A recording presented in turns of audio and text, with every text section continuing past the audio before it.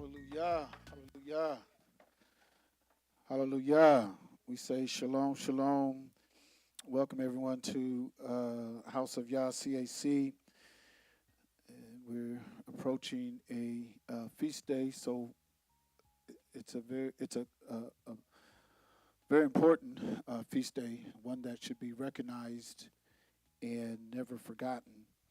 Um, but we're going to speak on that a little bit on today as we move closer to Yom Kippur. I call it Yom Kippur. That's more of an Ashkenazi representation of it. But it's a feast of atonement that we're going to be recognizing. And just like there's 7 days to a week, there's seven feasts. There's seven feasts that's spoken of in the book of Leviticus when he was given the Torah, which is a set of instructions unto Yasharel, and he commanded them to keep these feast days.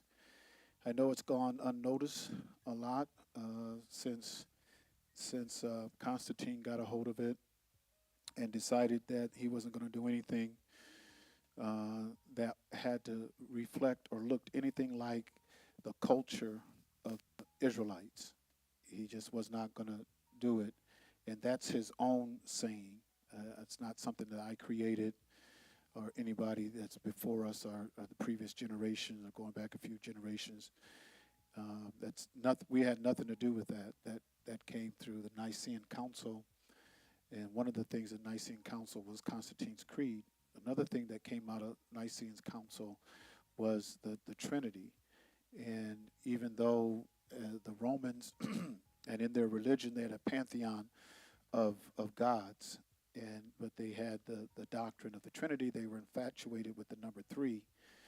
And so there must be three main gods, the Father, Son, and the Holy Ghost. And that came, it wasn't originated in the Council of Nicene because they had a pantheon of gods before then, but it became a part of their doctrinal stance on our Abba in the Shamayim and his son, his Ben. And so they came up with the doctrinal position that there is a Trinity, which you can't prove in Torah. If you get Torah, read the Torah and the instructions that he was given unto us, there's no three.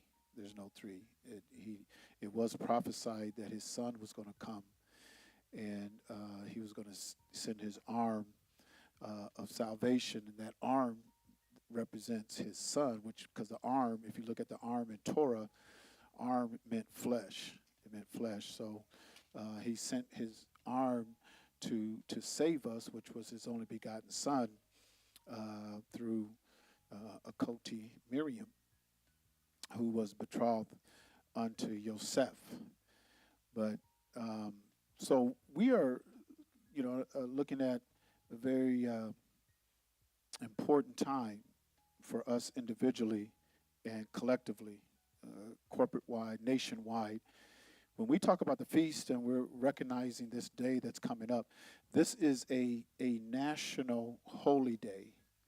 It's just like this country and this culture wants you to keep Memorial Day for the troops, right? The soldiers and the troops. Let's not forget them.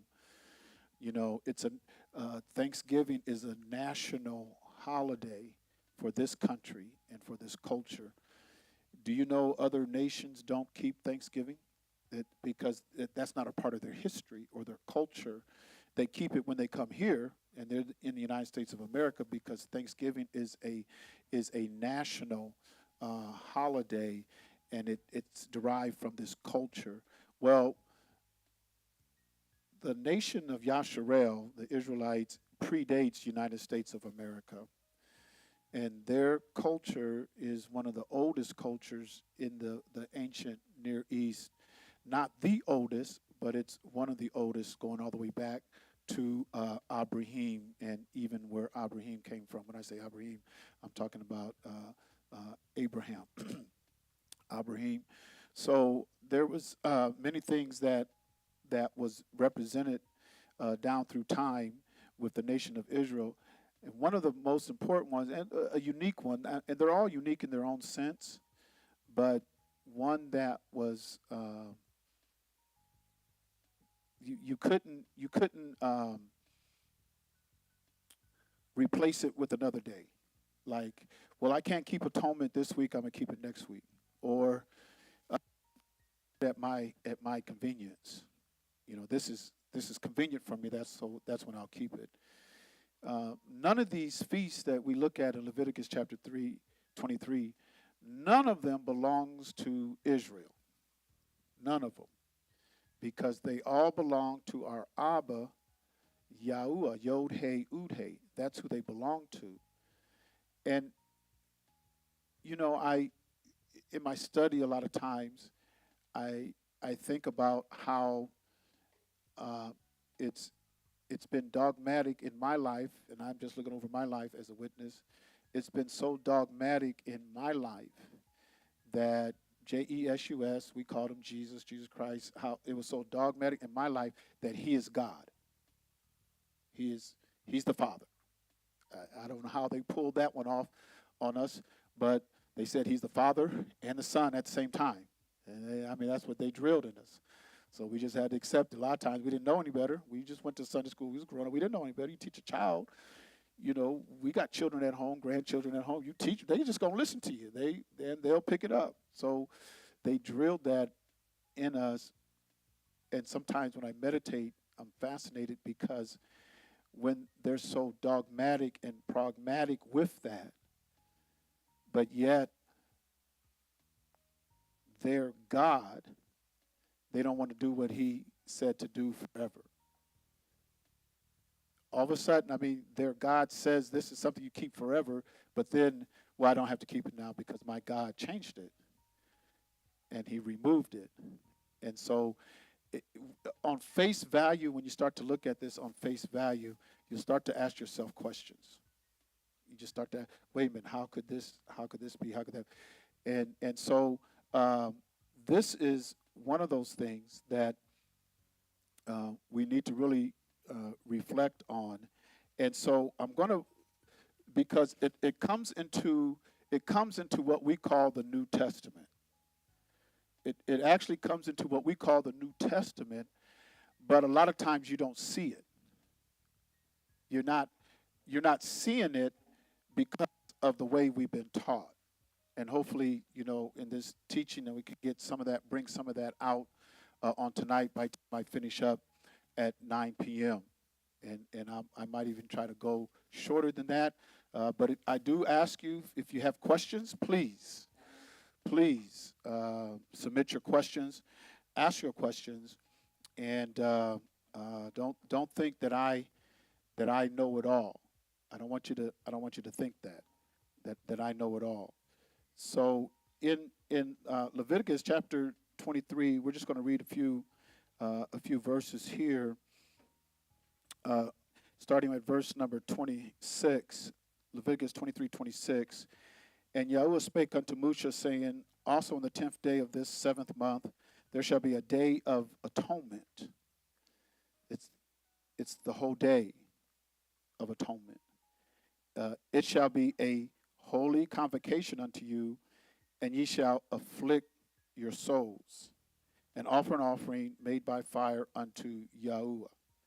Now, our offering that we offer up unto Him, who can tell me what our offering is unto Him? Yes, let's go to Romans 12 and 1 real quick. We're going back to Leviticus.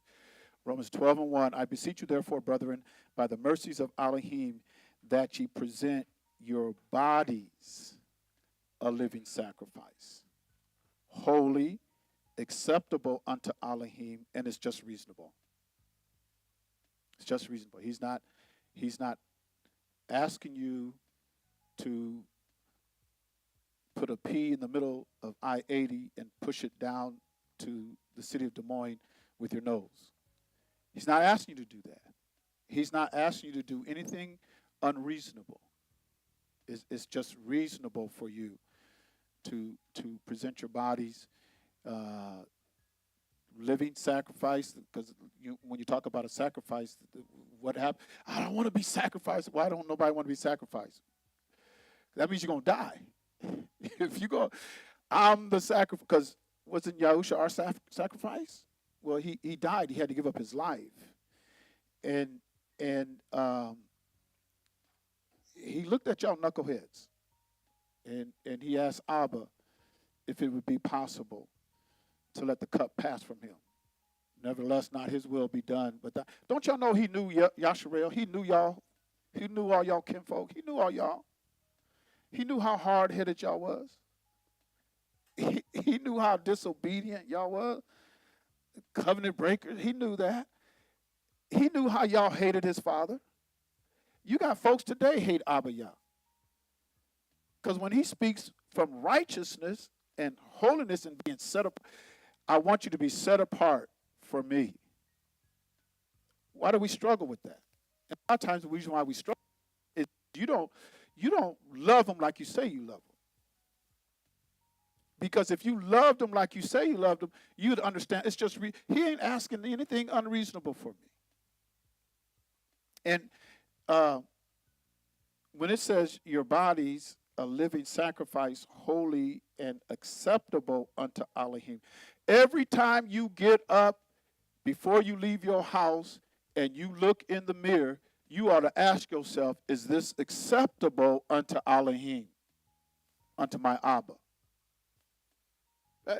Take an extra few minutes.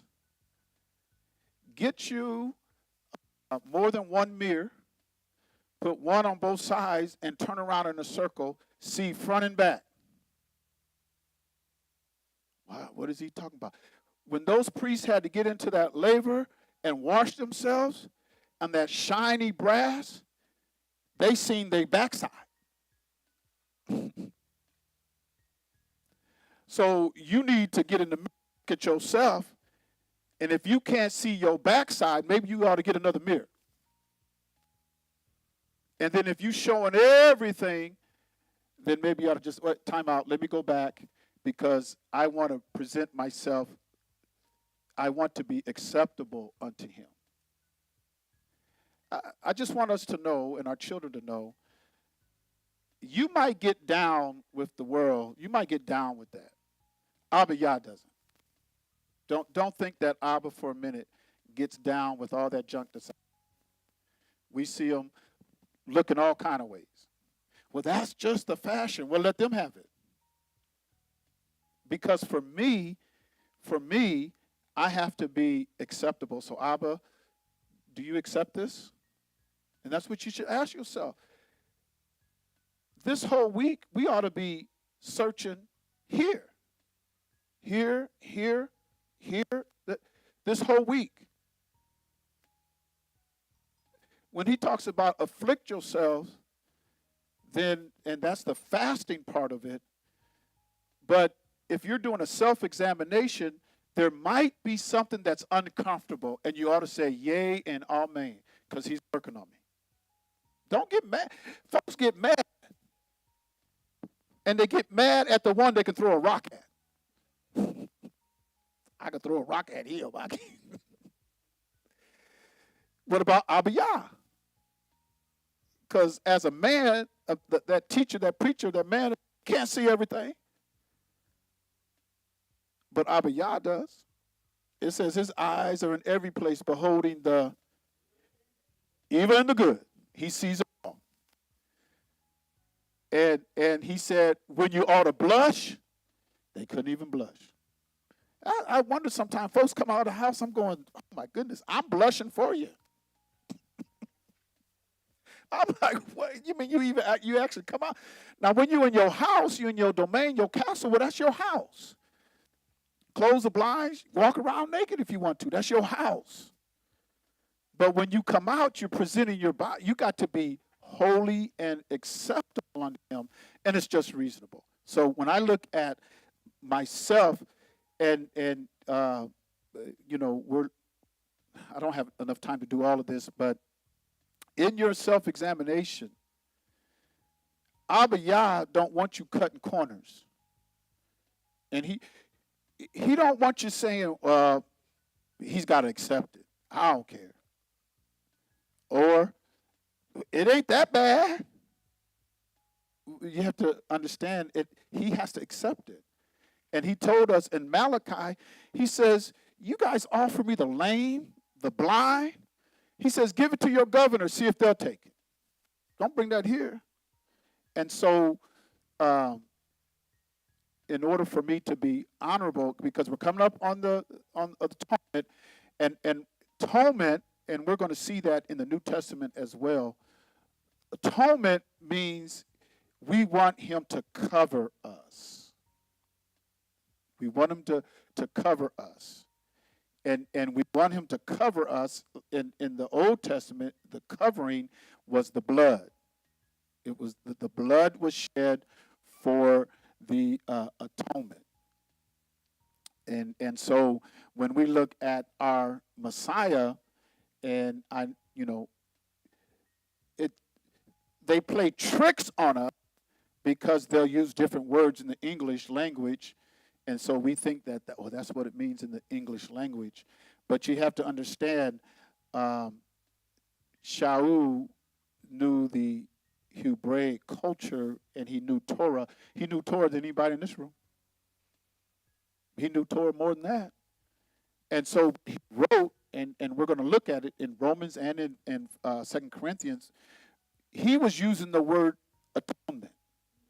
But we don't see it because there's another word substituted for it. So we think it's something a little different.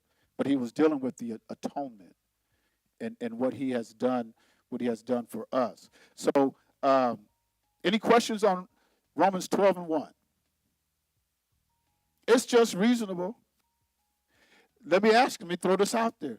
Is there anything with Abba Yahuwah that you feel is unreasonable? Anything that you feel with Abba Yahuwah that is unreasonable?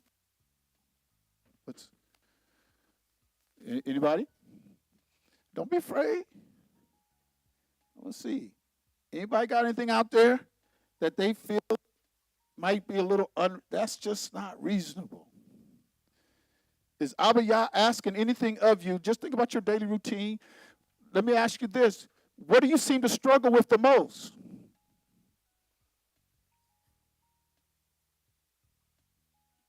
What is it that you're wrestling with the most, that you're struggling with the most? Do you feel that's unreasonable for me?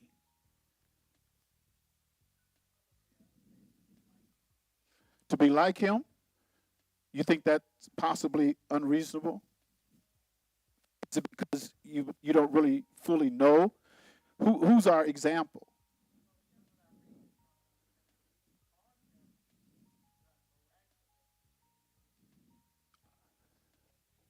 Oh, you talk about the power that he possessed in his life. Yeah.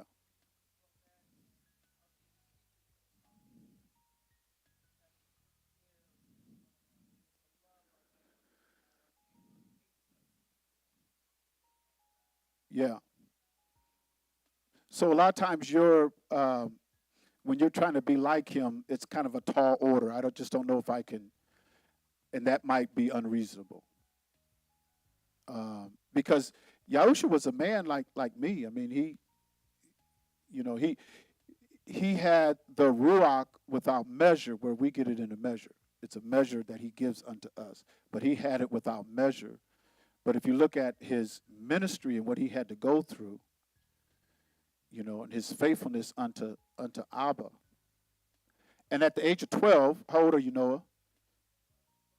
12. At the age of 12, he was talking to doctors and lawyers in the temple and questioning them, and they was questioning him. And when he told Yosef, his Abba Yosef, he says, no, you're not. I must be about my Abba's business. But then he was subject unto him to when? About 30. That's when he started his ministry. And all that time he knew he could read in Isaiah. He could read in that, know that they're talking about me. Even the weight that was on him. When you can open up Torah and the Tanakh and read it, it's talking about me. And then the weight on him, because it wasn't that he couldn't sin, because he was tempted in all points like as we are, yet without sin. So it's not that he couldn't sin. He just, I'm not going to choose. I just don't choose. And we have to mature to that level, right? We have to mature to that level where, well, yeah, I mean, sin's all around me, but hey, I just choose not to do it. I'm not going to participate in that. I'm not going to do that. So when we talk about what's reasonable, when he sets such a high standard, but he had to, being the Ben Elohim, Son of God, being the Ben Elohim, he had to set that highest standard. But he atones for us in our shortcomings. He does. He atones for us. But and like he says in Deuteronomy, he says that he's merciful. His mercies endure forever. It's of his mercies we're not consumed, because his compassion fails not. It's new every day. Great is thy faithfulness. But yet, we have to look at an example that was perfect, that knew no sin. Now, you know, we look at perfection. Perfection, in the way he was using it in Torah and the Besorah, it was dealing with the maturity. We got to get to that level of maturity, not going to sin. My battery's low. I still got 2 bars, so that should be good enough. If I hasten along, it should be good enough. So let's go back to Leviticus, because we want to get some other verses here. Anybody got anything they want to throw in there real quick? Anybody? Okay. We read verse number 27, 23, 27. Also on the 10th day of the 7th month, there shall be a day of atonement. It shall be a holy convocation unto you, and ye shall afflict your souls and offer an offering made by fire unto Yahuwah. Now let's look at that word atonement. It's H3725. H3725. The root word kapor. It means cover. It's a lid. It's protective covering to go over something. Notice now, it's protective covering. So he's going to protect you, you know. And what does Shaul says? We put on the whole armor, and he's going to protect us from what? All the wiles of the devil. All the wiles of the devil. So he puts a protective coat on you to protect you. Now, in the context it's used, we have to go down to ED in the context, but the root word means to cover, means to protect. It's a protective cover, right? So I'm just going to scroll down to ED. Here it is. Kapar,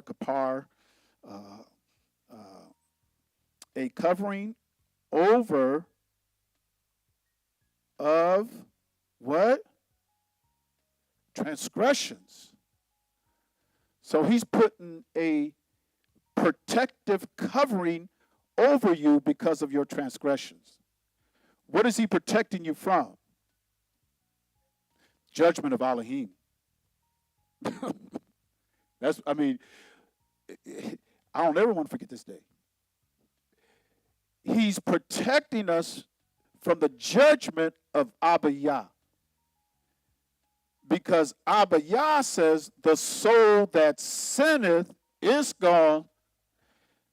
The wages of sin is, when you sin, even in Torah, there were some transgressions and sins, there was no sacrifice for them. You couldn't bring a sacrifice. You couldn't bring a sacrifice. The penalty was death. And that's when they caught that woman, right? In the 8th chapter of Yahuchanan, they caught the woman in adultery, but the law says both of them. You catch both of them, right? And you stone both of them. There's no you can't bring a sacrifice. I got some money. I had a windfall. I'm going to go get me a bullock. 1 year. I want this bullock to cover my sin for this. No. There is none. So when we look at the atonement, we're looking at a protective covering over the transgression. Because who can say, I have no sin? right? Let's go to Proverbs 20 and verse number. Let's see, is it 23? No, Proverbs 20, verse number 9. Proverbs 20, verse number 9. Who can say, I have made my heart clean, I am pure from my sin? Who can say that? So I need to be atoned. I need some covering. I need to be protected from the judgment that's coming. So who protected all those people in northern or western North Carolina? There was no protection. When the judgment came, they perished. The people perished. Even we could see so many times in the wilderness when judgment came. In the time, who knows when they was murmuring, complaining, and Abba Yah says that, okay, he sent out a death angel to start killing folks by the thousands, right? And then what did Moses say? Moses told Aaron, get a rod, put a serpent on it. Y'all remember that? Put it in the midst of where the people are dying, and when they look up and see that, they'll live. So because if he doesn't have a protective covering on you, when judgment comes out, he starts impeding judgment. Oh, how are you going to survive without a covering? So who can say, I have made my heart clean, I am pure from my sin? Notice now the next verse, verse number 20. Notice now. Divers weights and divers measures, both of them alike abomination to Yahuwah. Now, why would you think he would say that? Divers weights and divers measures. Because when you are to examine yourself, you're to look at yourself. If you pretend like, oh, yeah, I made a mistake. Yeah, but it ain't that bad. I think you need to get rid of that. Nah, I don't. There's no temptation there. When you examine yourself and you know you have a problem with something, but you don't get rid of it, divers weights and divers measures, you start putting yourself on a balance. Because see, for us, we got to know how to be balanced in life. And some of us are out of balance. And we got to know how to balance ourselves so that when I am examined by the Most High Yah, if there's something very weighty, because in Hebrews he tells us to do what with a heavy weight? What does he tell us? Lay it aside. No, can't do that. Come on, Doc. You don't expect me to just get rid of it, do you? Yeah. Lay it aside. Oh, man, I can't do that. What? Sometimes old messages come back. Mother Soto preached that message. What'd she say?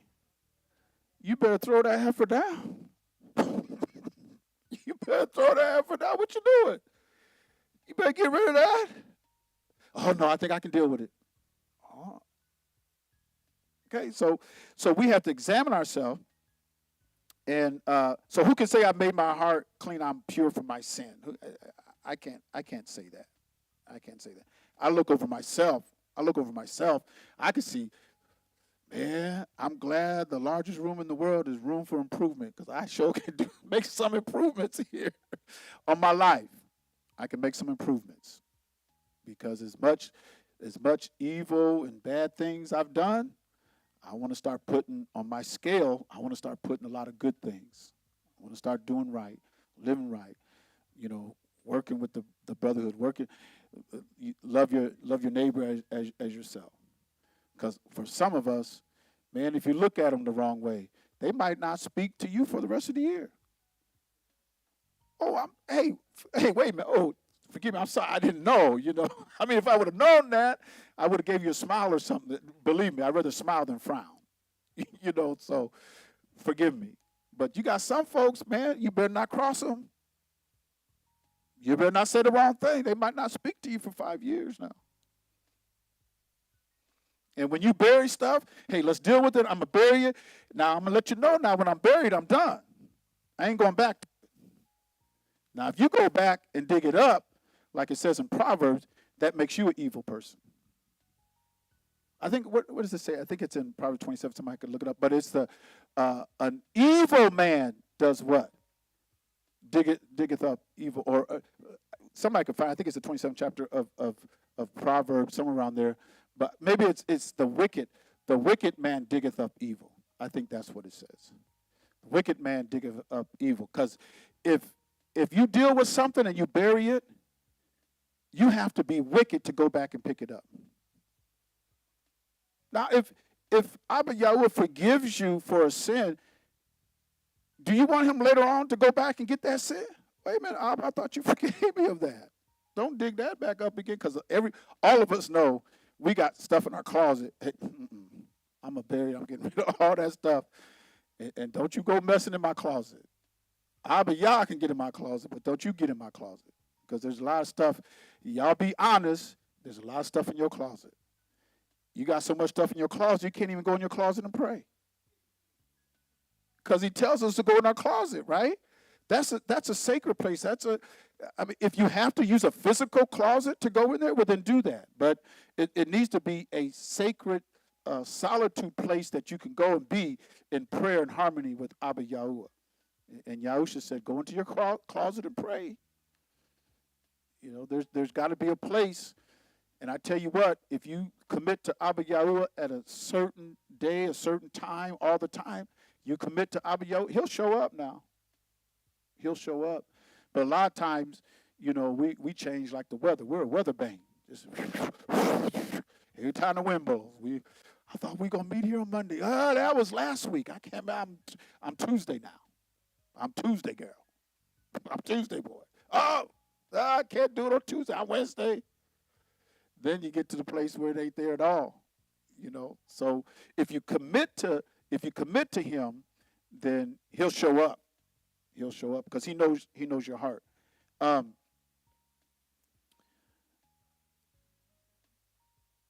What is it? Is it Proverbs 16:27? Okay, I said 27.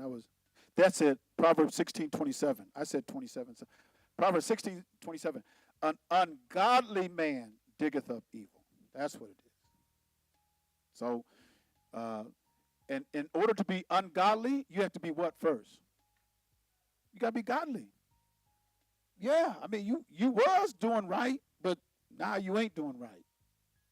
You know, and so if somebody's digging up something that you buried, that lets you know they ain't right. If I dealt with something and we dealt with it and we buried it and you bring it back up, you ain't right. You ain't right. Any questions on that? Let's go to Leviticus. I want to go to Leviticus chapter 16. Now, we were in Leviticus 23 because that's dealing with the feast, right? Leviticus 16. And I want to go to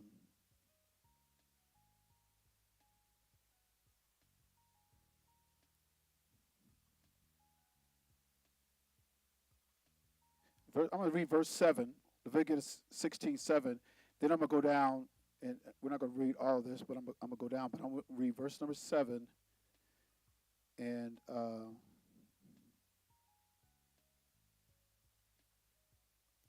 let's read down here to at least verse 10. There's some good stuff in here. Some good stuff in here. Okay. And he shall take the 2 goats and present them before Yahuwah at the door of the tabernacle of the congregation. And Aaron shall cast lots upon the 2 goats, 1 lot for Yahuwah, and the other lot for the scapegoat. Okay, so we see 2 goats, right? And just by seeing 2, we don't know which one's going to be sacrificed and which one's going to escape. So they cast lots. It's almost like roll the dice. It's in order to understand, if you could think about, you have two dice, and you roll the dice, or you have one, and you say on one side is Yah, and the other side is Azel, Yah and Azel. And so they would throw it out there, and this one's Yah's, this one Azel. So okay. Verse number 8, and Aaron shall cast lots upon the two goats, one lot for Yahuwah, and the other lot for the scapegoat. And this scapegoat, they put it in English, it's Azel. Azal. I said Azel, but it's Azal. Which Azal was the name of, there's some speculation that's another name for Satan, or the name of one of the fallen angels, Azal. Okay, and Aaron shall bring the goat upon which Yahuwah's lot fell, and offer him for a sin offering. But the goat on which the lot fell to be the scapegoat, Azal, shall be presented alive before Yahuwah to make an atonement with him. So the scapegoat is going to make an atonement to who? Abba Yahuwah. The scapegoat is going to make an atonement for Abba Yahuwah. The other goat is making an atonement for who?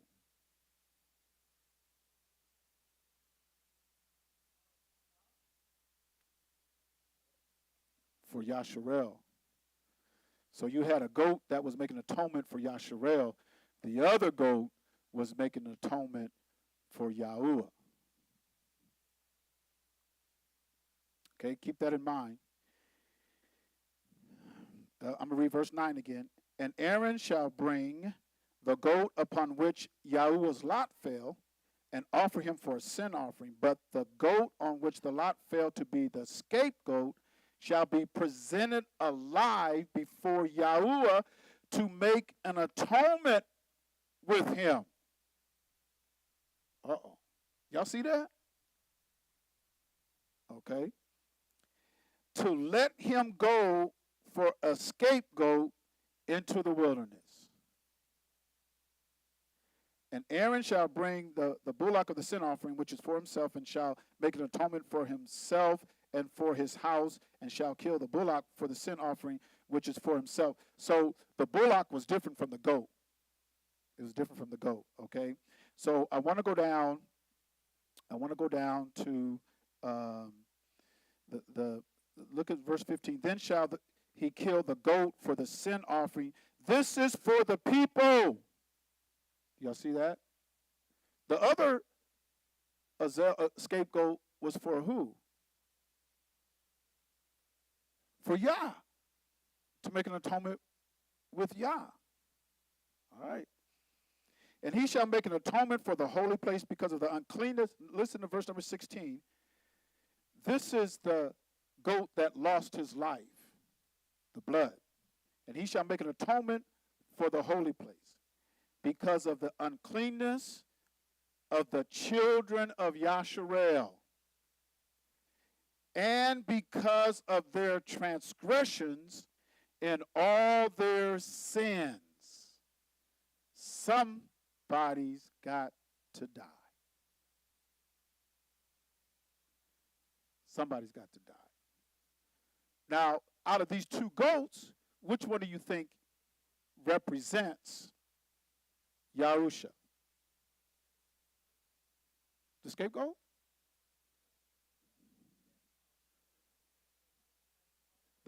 The one that shed his blood. Let's read it again. And he shall make an atonement for the holy place because of the uncleanness of the children of Yasharel. This is the goat that lost his life. and because of their transgressions and all their sins. And so shall he do for the tabernacle of the congregation that remaineth among them in the midst of their uncleanness. Okay? And there shall be no man in the tabernacle of the congregation when he goeth in to make an atonement in the holy place until he come out and have made an atonement for himself and for his household and for all the congregation of Yasharel. And he shall go out unto the altar that is before Yahuwah and make an atonement for it, and shall take the blood of the bullock and the blood of the goat and put it upon the horns of the altar round about. All right, so he's making the atonement for the sins and the uncleanness of Yasharel. Now, before we go on here, now before Aaron could even go into the holies of holies or to the altar, he had to get a bullock, and he had to cleanse himself. He had to atone for his own sins, and then for what? For what else? Aaron. We read that. Aaron had, his house. Yeah, his son's his house. So he had to be clean himself, and he had to atone for his house with a bullock, because Aaron went into the holies of holies every Shabbat day, right? When they offered up their daily sacrifices on the Shabbat, he went into the holies of holies to offer it up, right? No. He went in once a year into the holy place, in the holies of holies, once a year. And so he had to have blood to atone for his own sins and his house, his sons, because of the work they had to do. His sons couldn't go into the holies of holies with them. Only Abraham could go in there. And nobody could go in there until he came out. And the only reason why they would go is they would have to, when the tabernacle moved, right? They had to move it.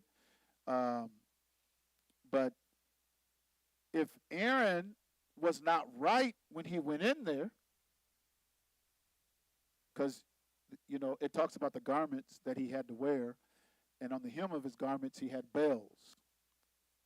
And as long as they heard the bells ringing, he's alive. He's okay. Aaron, you all right now, man? I mean, but if it went silent, then they had to pull him. They had to get him, because nobody could go in there. They had to get him out of there. So Aaron had to. There's no way Aaron would. I have to atone. I have to have some blood to cover me. I need some kind of protective covering upon me before I go into the holies of holies. And all of this is just showing you how Yah wants to dwell with us. I mean, we got to be obedient. We got to be clean. We got to be holy. He talks about his temple, how he wants his tabernacle, how he wants it to be. When he does come down, the Shekinah glory, the cloud and everything, and it's in the house, but he's not going to come into the temple if it's unclean. So when they had the goat for the children of Israel, it was for their uncleanness and their transgressions. And they had to do this once a year. And it was something. What do you think if they would have missed it? Oh, that's not important. Yeah, a lot of folks would. Man, you're going to kill a lot of folks, man. You better take this thing serious, because otherwise you're going to kill a lot of folks. So it was something that they were commanded to do. Now listen to verse number 20.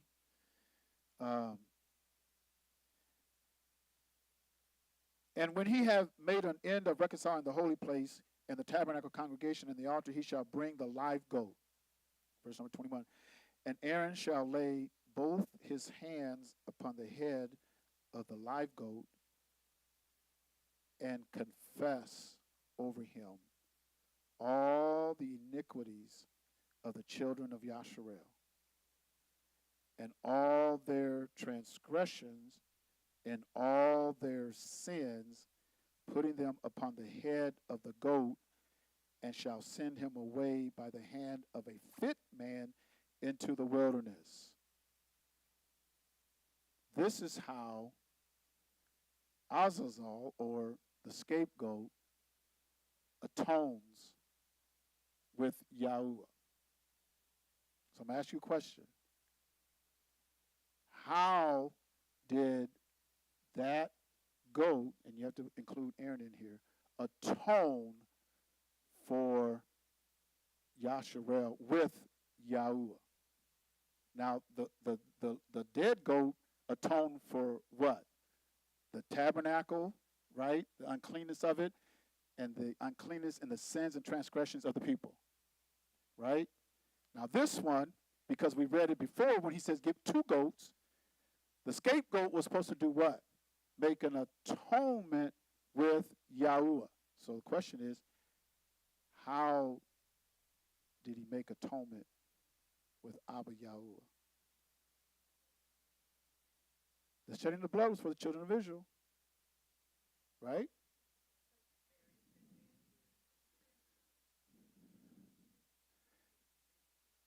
Yeah. But what did he have to do first? Yeah, he lay both his hands upon the head of the live goat and do what?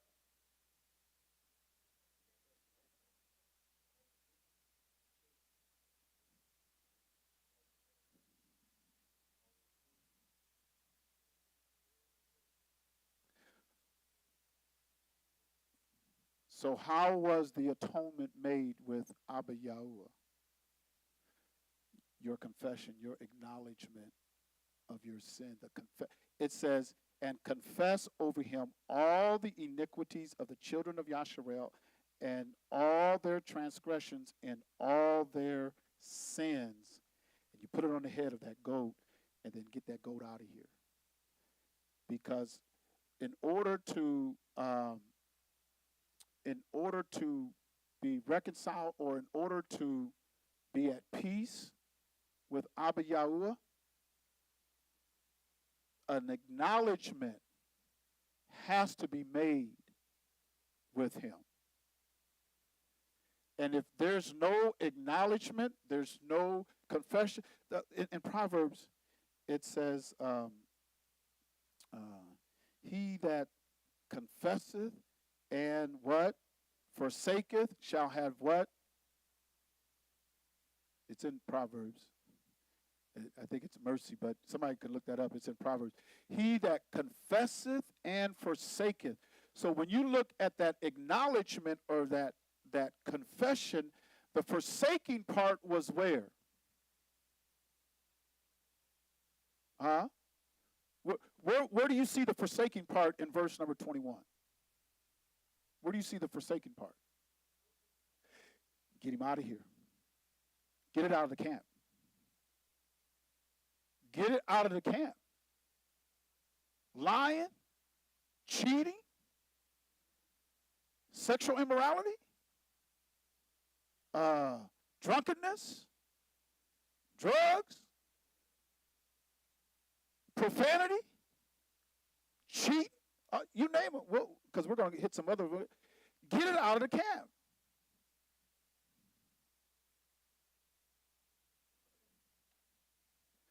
The blood was for us, but the acknowledgement and confession is for Abba Yah. Because, that's why we look at ourselves and we weigh ourselves in the balance, right? Man, I'm dealing with something. I'm working through something. I'm dealing with something. We'll work through it.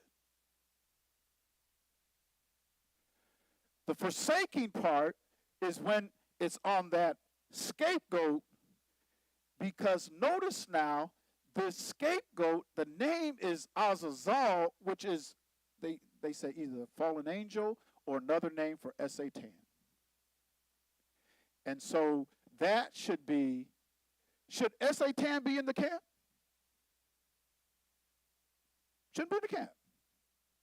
Still, I should be able to put a stack of silver right here and go off to North Carolina and come back and it's sitting right there. Why? Thou shalt not steal. That's sin, transgression. Man, I ain't taking nothing. Don't belong to me. Whose is it? That's Hazlett's. Well, he'll come back to get it, or his heirs. If he don't make it back, then it goes to his heirs, right? His house. We shouldn't have to worry about that. We come together. We shouldn't have to worry about anything. I shouldn't desire anything of my neighbors. That's your house. Why am I going to desire anything of your house? Jealousy, envy. And James says, where there's envy and jealousy, there's what? Every evil work. Every evil work. All you got to do is be envious and jealous. Every evil work. Because that envy and that jealousy will motivate you to commit. So then you add sin too. And you don't want to deal with it. A way to get right with Abba Yah is through honesty. Hey, I got to be honest about this. And that's what coming up to atonement. This is a special time. That's why he says, okay, on that 10th day, from on the 9th day at evening to the 10th day at evening, you better afflict yourself. You need to do a good, hard introspection. Quit singing the song, search me. And if you find anything, take it out. And you don't mean that at all. Because you ain't going to give it up. Because when it says in Hebrew, man, he knew them Hebrew. He says, lay aside every weight and the one of them. Because there's one you have a hard time with. Yes.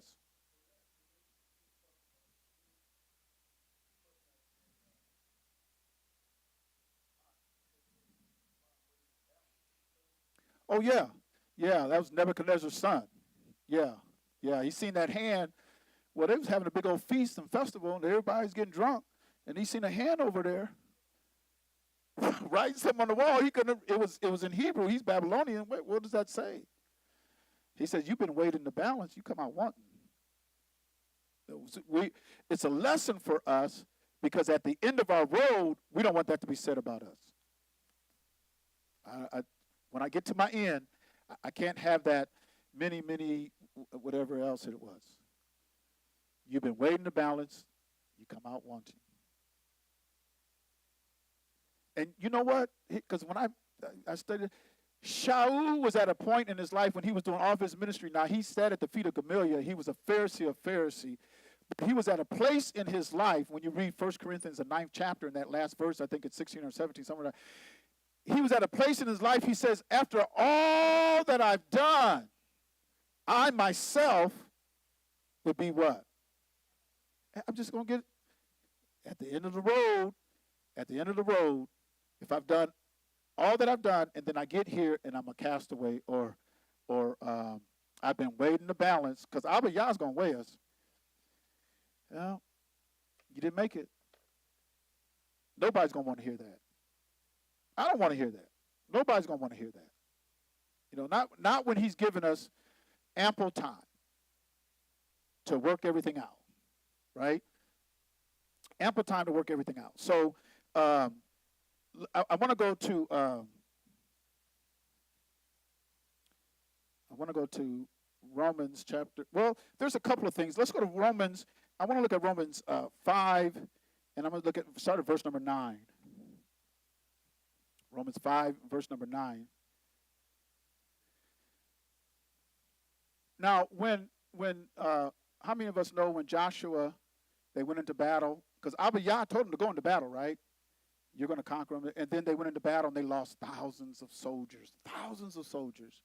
And then Joshua, Yahushua is his name, they call him Joshua. Yahushua, he came back, and he was before the altar. He was crying. He's like, what? Abba, you told us to go. We went in I'm doing everything you're telling me to do. We go in there, and we're getting slaughtered. I mean, they're killing us. And what did Abba Yah say? Send him to camp. Because, see, when you do atonement and all that, everything you're dealing with, all that should be confessed and forsaken. Get it out of here. Get it out to camp. Get that stuff out my house. Sometimes you just got to do house cleaning. House cleaning.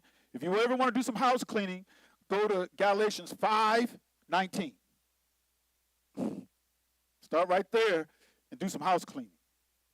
And maybe that might be good to read as we get up to, because we're going to keep atonement from 5 or 6 p.m. on the Shabbat to 5 or 6 p.m. on the next day. Why do you say 5 or 6? Because we're going to be meeting with people on the East Coast time, Eastern Standard Time, and there's somebody from South Africa wants to be a part of it. They're going to come into the Zoom room, and we're going to keep it. So we're going to be here. We're going to be here starting at 2 o'clock, and we'll probably finish up about 5. But we'll have some teachings on the atonement, the affliction. We're going to be fasting. Then we're going to have that prayer, intercessory prayer, laying on the hands, everything, and then we'll be done with our affliction. It'll be time to feast and have our feast. But so between 2 and 3, we'll probably start at 2 Central Time, which is 3 Eastern Standard Time. But if you start your fast at 5, then we'll come off our fast at 5. If we start our fast at 5, we come off at 5. They're starting their fast at 6. They're going to come off at 6. That way we all come off at the same time, right? So we're going to, this is going to be on Sunday. We're here on the Shabbat. And a lot of people saying, well, isn't the Shabbat, the 12th, isn't that the Day of Atonement? But when you look at the instructions for the Shabbat feast, what are you supposed to do at the Shabbat feast? You're supposed to eat. It's a feast. You come together to eat. Atonement is a day you afflict yourself. So what are you doing on atonement? You're fasting. So there's conflict there. So we keep the Shabbat, and then the Shabbat ends at sundown. That's when we start our affliction. We'll just go to sundown the next day. Yes. That's what it's calling for on this particular fast. Now, I kind of touched on it, Isaiah 58. There's different types of fasts that you can take. Isaiah 58, we can call a corporate fast. You can have a personal fast. And your fast is not always food. Yeah, this is the fast where you're afflicting yourself, no food, yes. Yeah. That's the fast that he's called.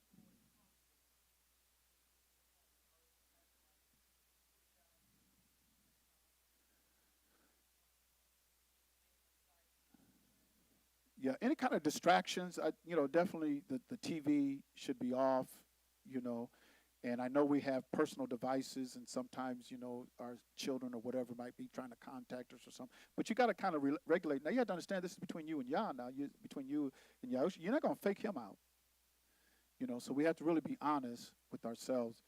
If you could put away because I know how we're tethered to it, because I am. So I'm not going to tell you guys to do something I can't do.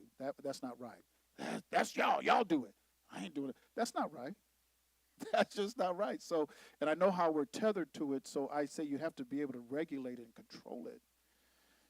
Don't be, if you're, let me put it this way. If you're used to being on your device and you're on, Instagram, TikTok, YouTube, Facebook.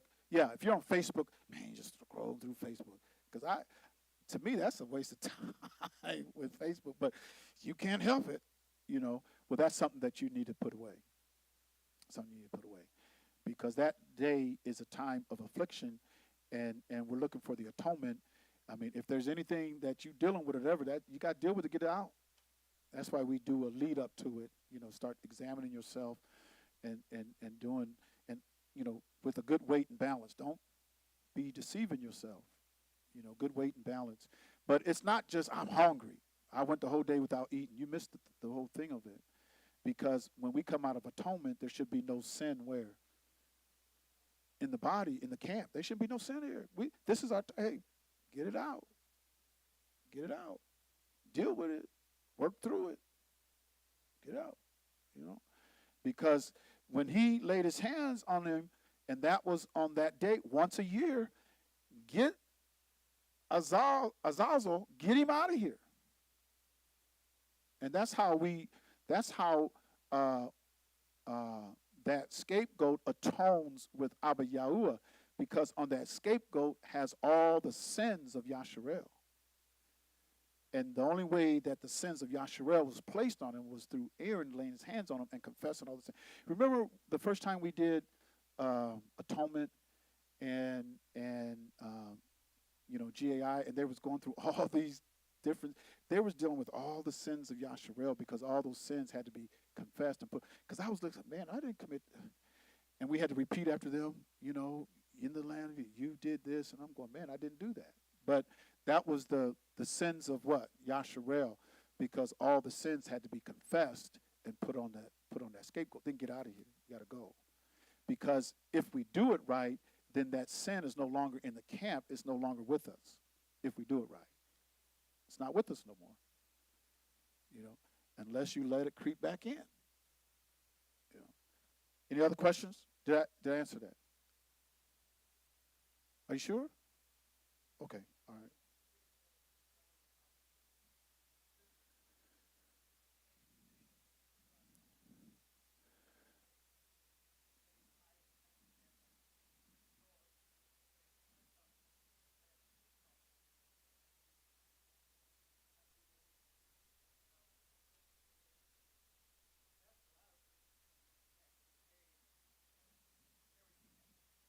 Mm-hmm.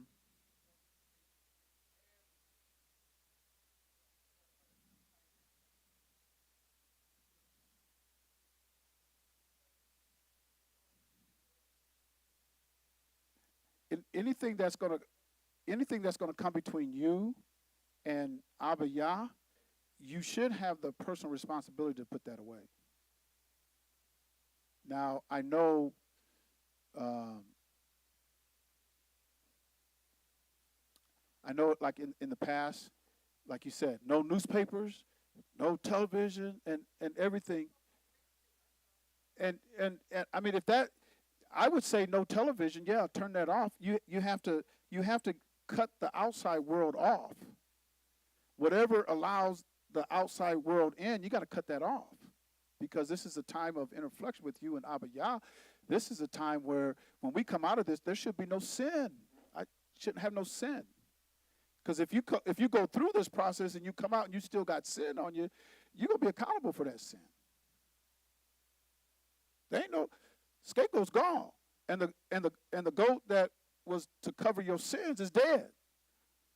And like Yahusha said, I ain't getting back up on that cross. I mean, he didn't actually say that, but it says in Hebrews, if we sin, what we how does it say? We crucify him afresh and put him to a open shame, because it was a shame for him to be up there the first time.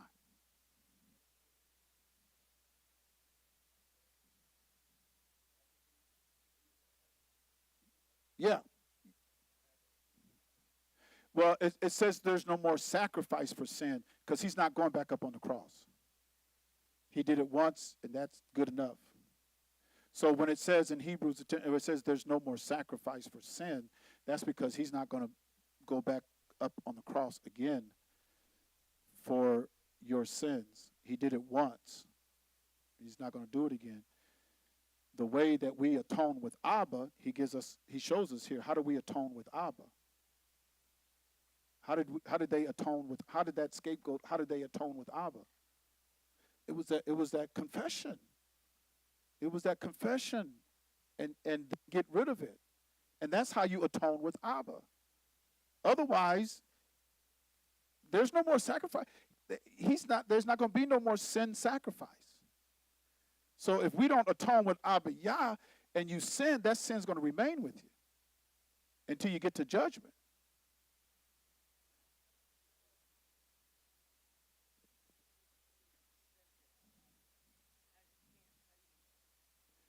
How do you know it's out of the camp? Well, I mean, there's that what does it say? Confess and forsake, and you have mercy. Then you have, well, I mean, maybe my mind or my heart. I'm still working through this. I got to get through this. Um, and like Elder Gerard said, we do have an advocate with with Abba, who is Yahushua Mashiach. So we have that relationship with him where we can go to him to where if there's anything, if you feel that it's still there, you can still go to him. I'm not committing, but I think there's something in my heart that I just need to work through. I got to get this out.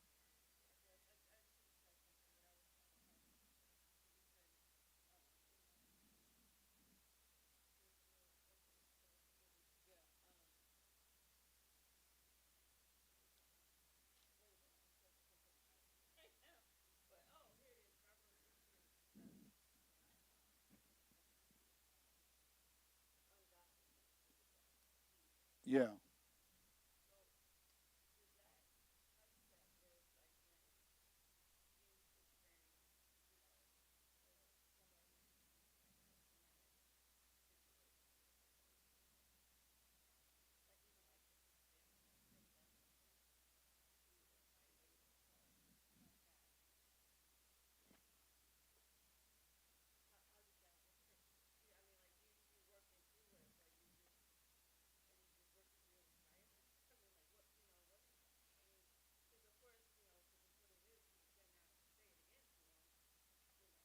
Hmm. But it if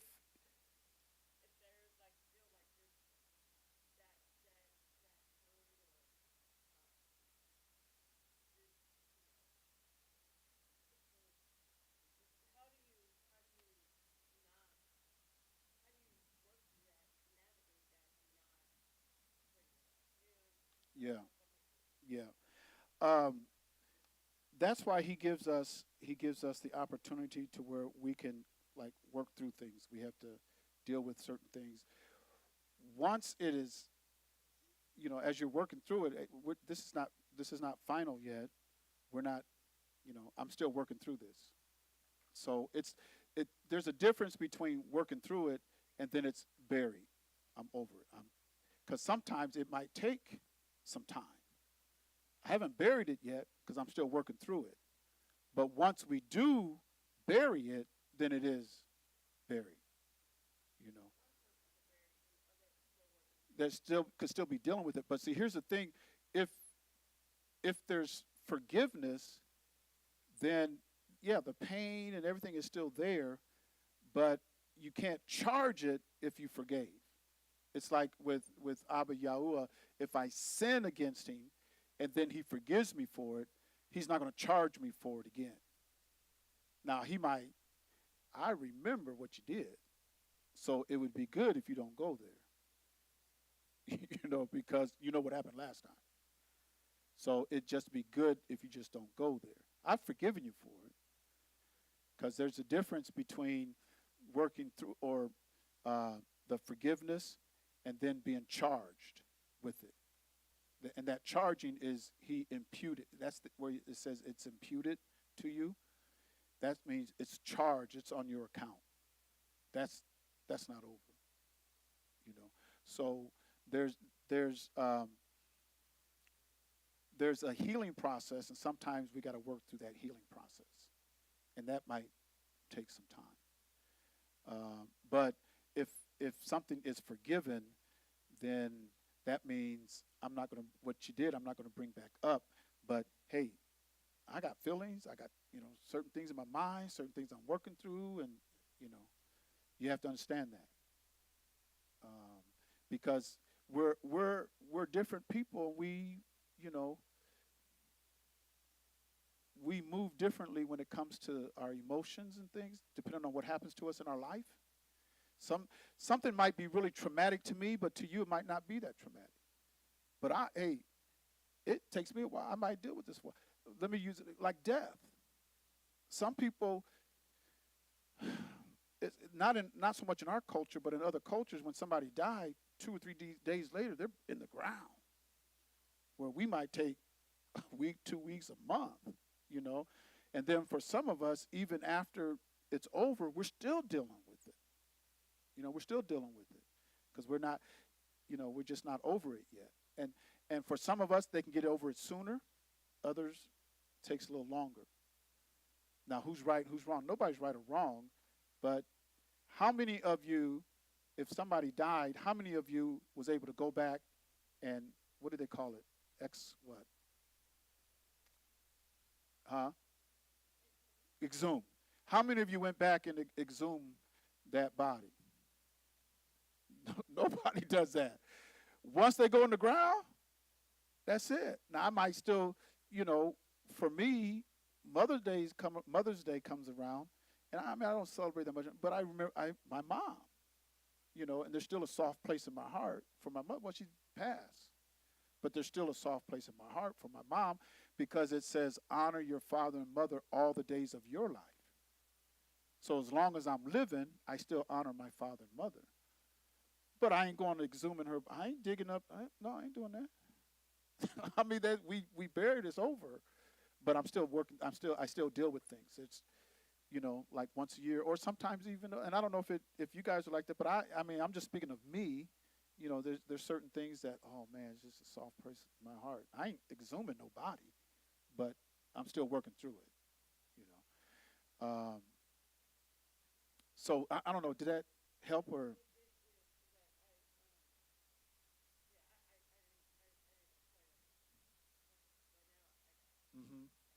Because see, once Abba Yah forgives you of your sins, it's not like he don't know. Who are you again? Oh no, he knows you. He pretty much knows your behavior, your characteristics, and everything. You know, but Abba Yah can be as close to you as you want him to be, or you can keep him, at a distance. And he would rather, he wants to be right here. He wants to be intimate. He wants to be in your heart everywhere. But a lot of times we keep him at a distance, an arm distance. And that's going to come back and haunt a lot of people, especially at the end. Because he even said in Revelations 3 and 14, I think it is, or 18, he says, behold, I stand at the door and I'm knocking. And now if you open up to me, I'm going to come in, I'm going to sup with you, and we'll dine. He wants to have that intimate relationship. But sometimes he's just out there knocking and we don't answer. So, what kind of relationship do you want with Abba? Because he's given us everything, all the tools. We have it all, to where we can be really close to him. And in Isaiah 59, he says, my arm is not too short to save you. My ear's not too heavy to hear you. I'm right there. But what separates us from Abba? Our iniquities, our sins. That separates us. He said, hey, I don't want to be, I'm not standoffish, but he gives us everything we need, especially for the end. When it's time to, like he told the virgins, 5 are wise and 5 are foolish, but the cry came, the bridegroom cometh, and so what did they had to do? They had to go out to meet him. And half of them were ready, and the other half was not. And so it depends on where you want to be in your relationship with him. I hope I'm helping somebody. Anyway, Romans 5 and 9, much more than being now justified by his blood, we shall be saved from wrath through him. Wrath haven't come yet, but it's coming. The wrath is coming. For if when we were enemies, we were reconciled to Elohim by the death of his son. Notice now, the one goat died, right? And the blood. Death of his son, his Ben, much more being reconciled, we shall be saved by his life.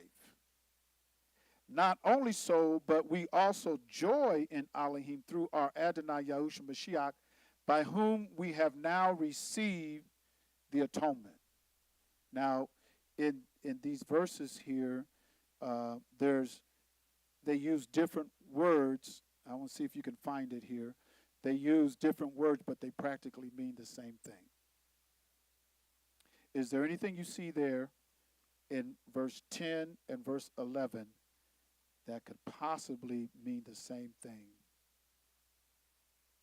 Yes. Yes. we're using different English words that might kind of throw you off, but if you look at the root word, where these words come from, they're pretty much saying the same thing. So the reconciliation, we were atoned to Yahuwah by the death of his son.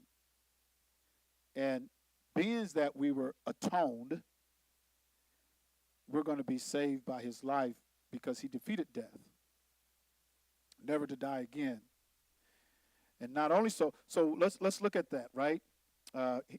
Romans 5 and 10. We're going to look at reconciled because I want to show you something. It's 2644. Remember that, 2644. G 2644. That's what it is. Look at the Greek word. Notice the Greek word. I can't really.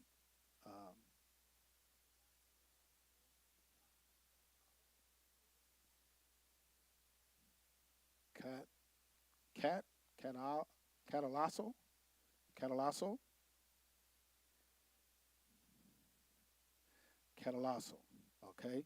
So to change mutually, that is figuratively to compound a difference. To compound a difference. Okay. So let's look at, that's 2644. Just remember, that's 2644, catalasso, all right? So let's go to verse number 11, and we got atonement. So let's look up atonement. Now, the other one was 2644, right? This is 2643. Catalasso and catalagi. Catalage.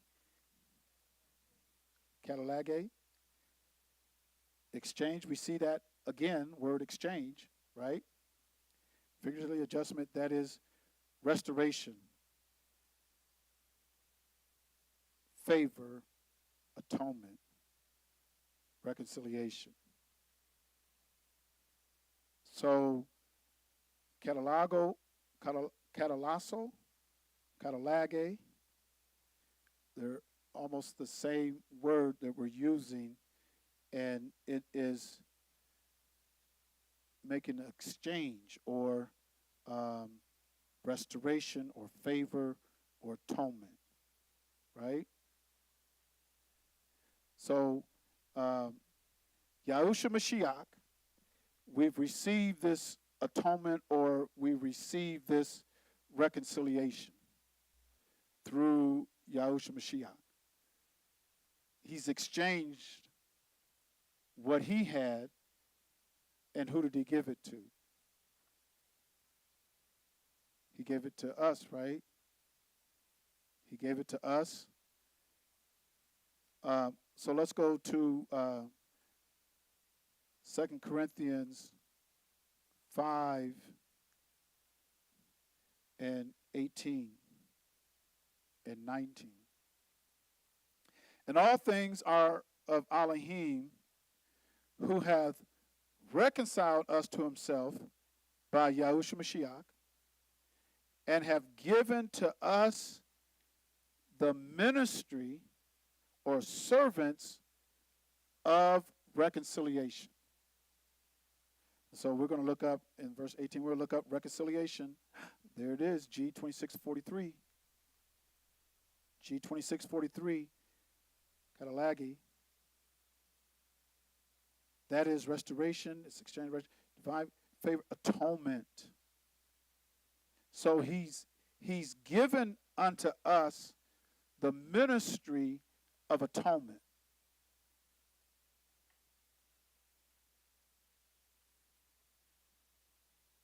Like what Aaron did. And how Aaron did it for the whole house of Israel. Why is this important? Because being given the ministry of reconciliation, Aaron was what? What was he? What was his role? He was a high priest. He was a high priest. So if he's given us that reconciliation, that to make us like, well, didn't he already say you're going to be what? Going to be priests. You're going to be priests. You're a royal priesthood. That was the intent of Abba Yahuwah all along. We as the body of Yahusha, or who we are, he's given it unto us to make reconciliation or atone. Well, who do I atone for?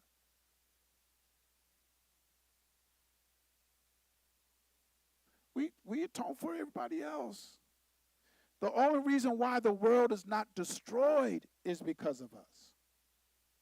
And Abba Yah is getting ready to shake the whole foundation. He's going to shake heaven and earth. We're getting ready to witness some things.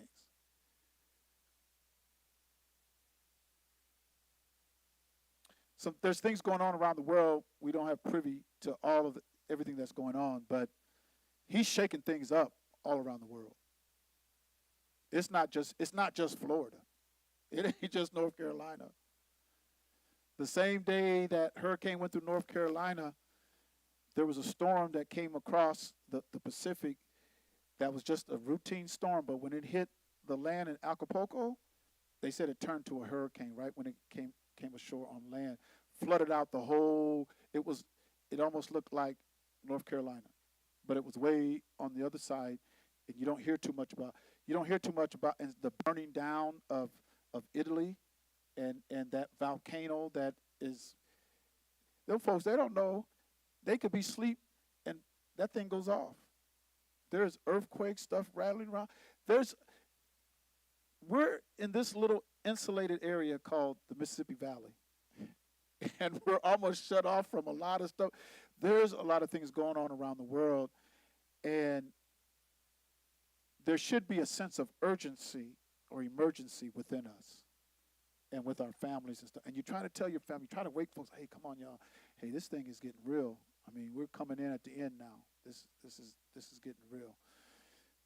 All these prophecies, everything that's written in the Bible, it's about to happen. We are that generation. We are that generation. And there should be a sense of urgency with people. There really should be. So he's given us this ministry of atonement. We should be able to atone. But how can we atone for others? What did Aaron have to do first?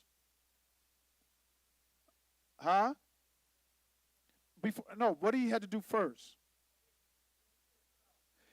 He had to get that bullock. He had to offer up a sacrifice for himself.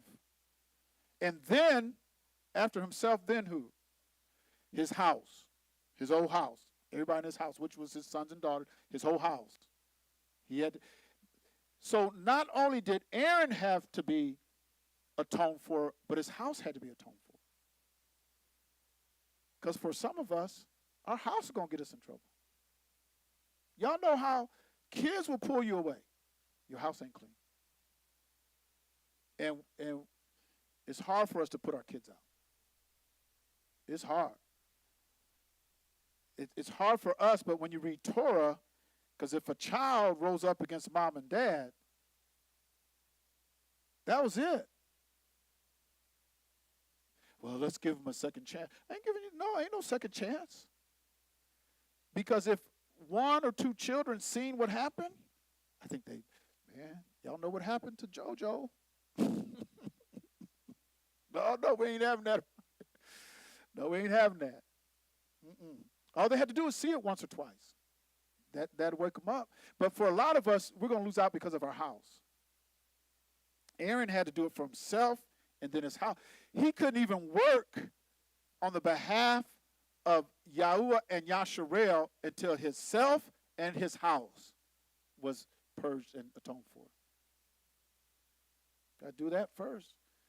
And it's easy to do your house if ain't nobody in your house but you. My house was easy, was it? I ain't married, ain't got no kids. My house is easy. But then for others, man, we got the spouse, we got the children, we got grandchildren. But he had to get all his house before he could actually go in. Okay, now I got to do Yasharel, a whole nation.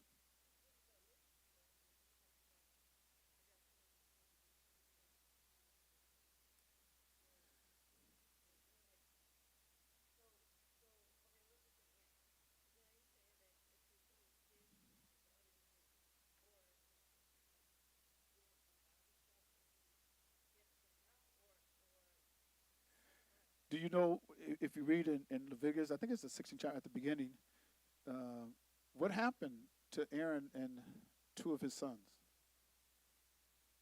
They were disobedient, offered strange fire. Abiyah killed him. He didn't wait for Aaron. He killed him.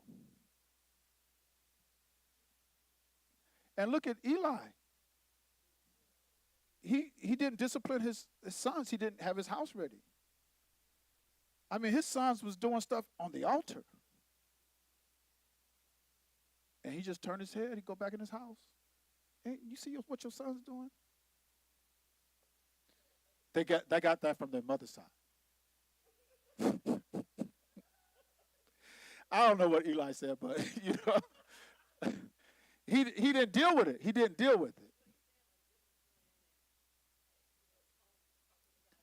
Yeah, you have to stay. You have to stay on, and you have to stay on them. You have to. It says train up a child in the way that they should go. So you're constantly doing that training. Right now, you got to hope what they're going to be, but I got to keep training. They're in training. They're still in training. And then when they get old, get out of the house, well, they got their own house now. But with Aaron, see, his sons had to obey the instructions. They had a specific duty that they had to do. And I know sometimes in our houses aren't defined like Aaron's. I mean, it was really just clear cut. And I'm sure he was nervous a lot of times, especially after he's seen a couple of his two sons die. Ooh. I'm sure he was nervous, but you have to train up your house in the way that they should go. And while your children are still in your house, you're responsible for them. That's why, and I've got my grandson in my house. Me and my wife, we're responsible for him. I mean, we had to deal with him, go up to school. We got, he has some behavior, but we're responsible. So, you have to, and the man's supposed to guard the house. And so he's got to protect his house. He's the protector of the house. He's the provider of the house. He's the strength of the house. He's the priest of the house. I mean, there's so much that we do on a daily basis that we don't recognize that there's a lot of it's in Torah. When you go into your kitchen or dining room, what do you see? What's the first thing you see when you go in the kitchen or dining room? Star Wars? But when you go into the kitchen or you go into the dining room, what's the first thing you see? A table, that's an altar. That's an altar. And so what do you put on that table? What food or your meal? And if it's an animal, somebody lost their life. Blood was shed. That's a sacrifice. And then usually honey, can you bless the food? Because he's the priest of the house. He prays over it. He cuts the bird or I hope it ain't no swine. I ain't got time for swine. I ain't got no time for swine. I gave that up a long time ago. But, hopefully, because that's what a lot of people still do. They put the swine on. They don't realize that in your house, which should be your temple, and in the temple, they had altars, and that was like the altar. We don't see it like that. No, time to child out, time to, man, we did. Thank you, Yah. We killed this bird. It's ours now. We're going to eat it. And, we put some little flavor on it, and we're ready to eat it. And we don't think about all that we're doing really kind of resembles Torah. Because we get real sophisticated. Because, the table, y'all know we didn't have a whole bunch of, they knew what they had when they put it on the table. Yes.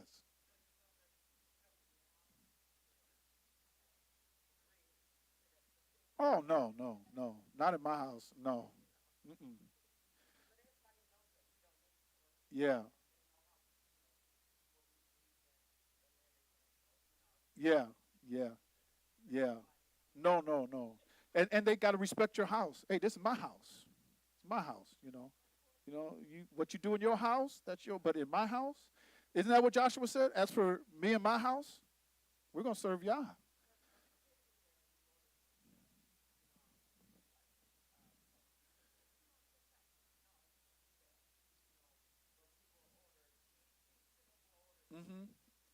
And beef and yeah, yeah. Right, right, right. And once you get it in the children, they'll respect it and they'll grow up in it and they'll say, hey, we don't, because it's taught. That's why you train up a child. You train them up. Now once they get out of the house, get on their own, well, I'm not accountable for you no more. But while you're in my house, as for me and my house, this is what we're going to do.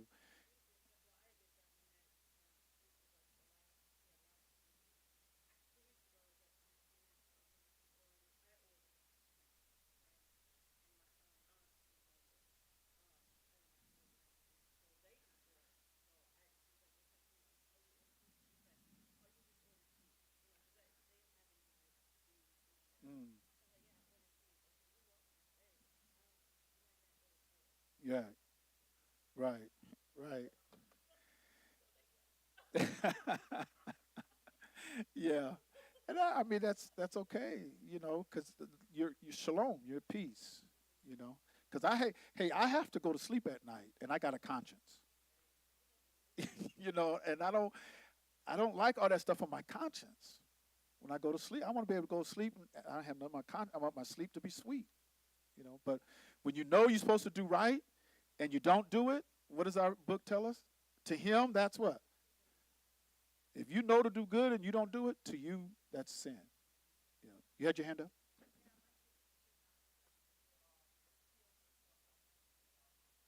Yeah. Yeah, I think, and you guys, your situation is unique because you guys share that house, and you know, it'd be different if you had the command over it, but you don't. So you just have to keep your conscience clear. Yeah, um, because there's another place in I think it's First John. It says, "If your heart condemns you," isn't that what it says? If your heart condemns you, what Yah is what? He's greater than your heart. So if you got something in your heart, oh man, I know I shouldn't be. Well, if you know you shouldn't be doing it, what do you think Yah's doing? He ain't over there petting you. Oh, that's okay. That's okay. No, because he told the watchman on the wall, if you don't warn him, that blood's on your hands. Yes.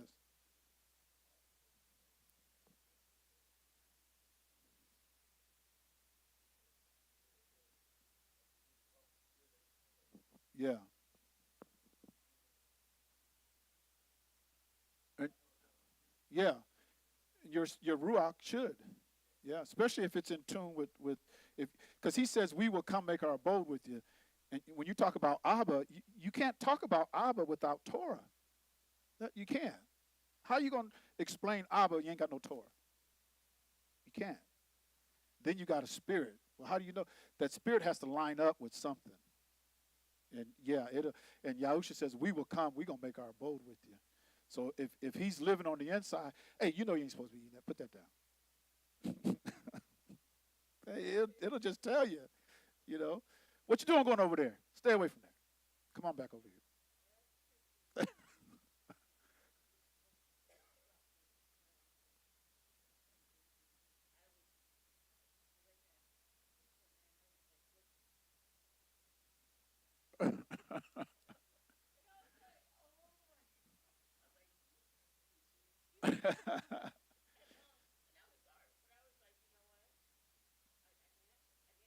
Yeah.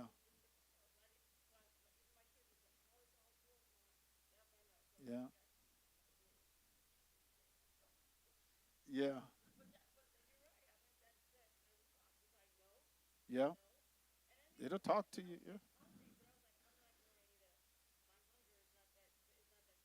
Right. Right. Right. You don't want to defile your body. No.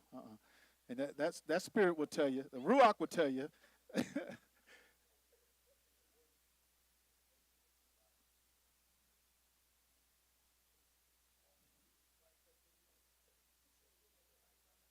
Yeah. Yeah. Yeah. I'll just go on a fast. If that's all that's there, I'll just fast.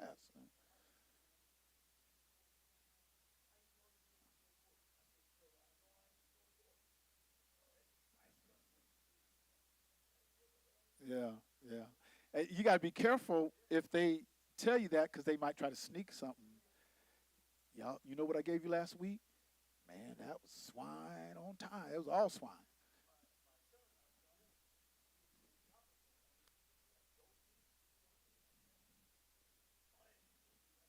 Now they did eat goat in the book. And, yeah, yeah,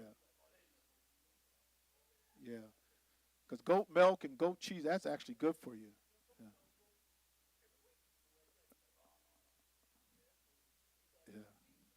yeah, yeah. Yeah, because I mean, there's even some of those sacrifices. I mean, they were allowed to eat some sacrifices. Then there were some sacrifices they were not allowed to eat. You know, so um, yeah, but goat was something that they ate. You know, yes, yeah, it's pretty expensive. Yeah, yeah. It's better for you than cow's milk.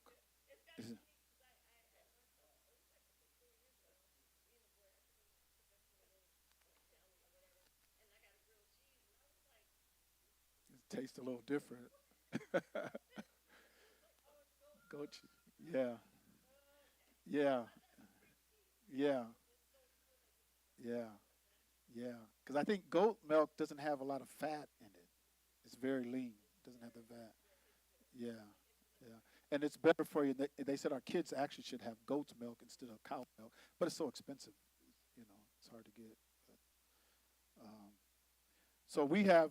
Um, we're going to finish this up, but we've got Shabbat coming up on this Shabbat, where we'll be going over some more of this, and then coming out of our Shabbat feast.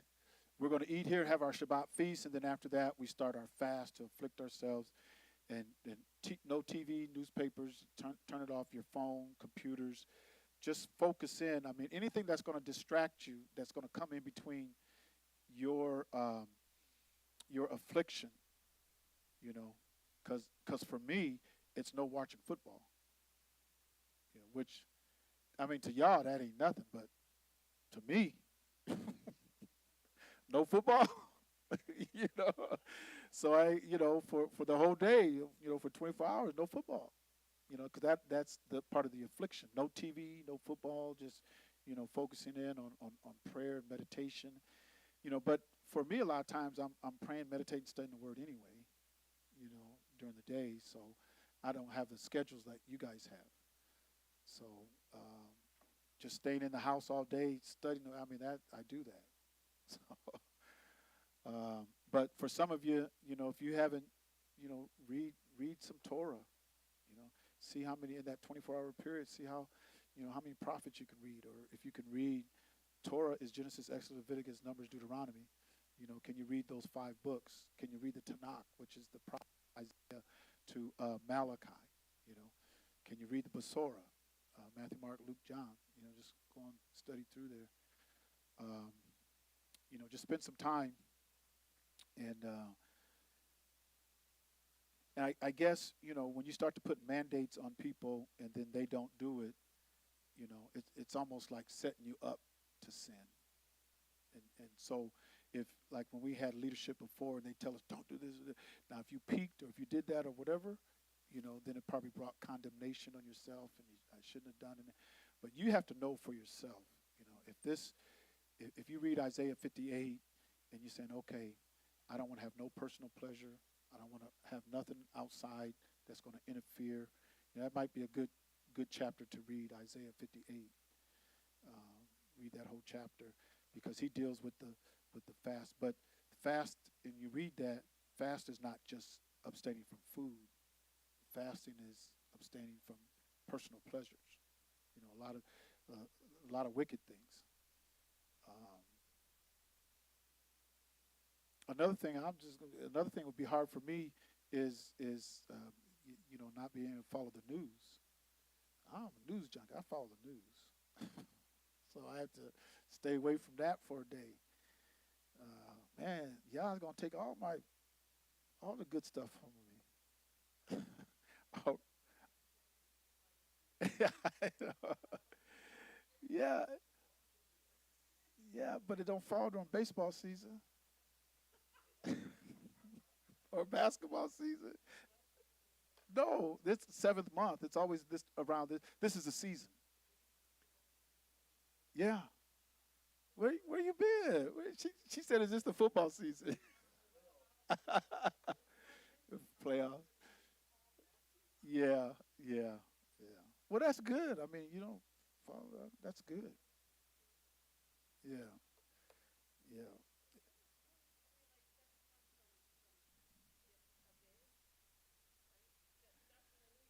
Right, right. Well, the new year for us starts at the end of March, beginning in April, right around in that. Oh, I got those dates. I got. Did I get you guys seen those dates? They were, but the new year starts at the end of March. That's when you have the new moon, where we bring in the new year, and so it's the 14th day after that new moon is Pesach. So that's always around in April. Yeah, and then you go 6 months. That's one 6 months from April to May to June, July, August, September, October, November. Wait a minute, there's something wrong there. Oh,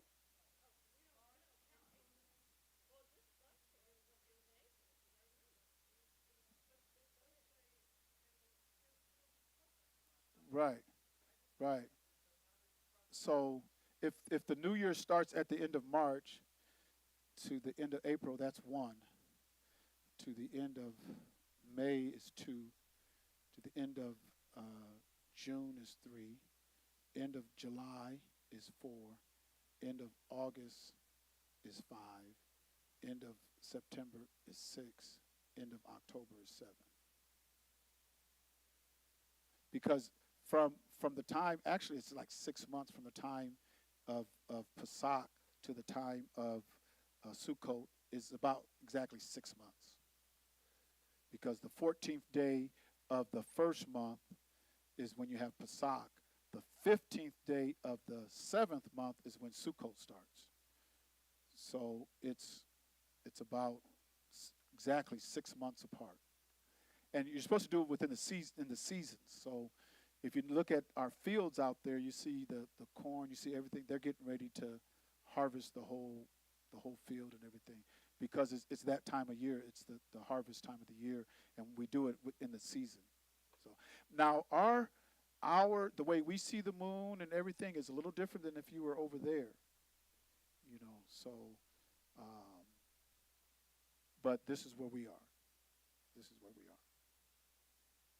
Any other questions, comments? We'll be coming back on the Shabbat, and we'll finish this up, and then we'll start our fast and our affliction, and then on the first day of the week, we're going to be here at 2 o'clock. So bring your whatever you want to come off the. We'll have a little feast. We'll have our little feast here. We'll have food here, and we're going to start at 2 o'clock, and we should be done by 5. We should be done by 5. And we're going to be, the Zoom is going to be open, and we got guests, people coming in to our Zoom room.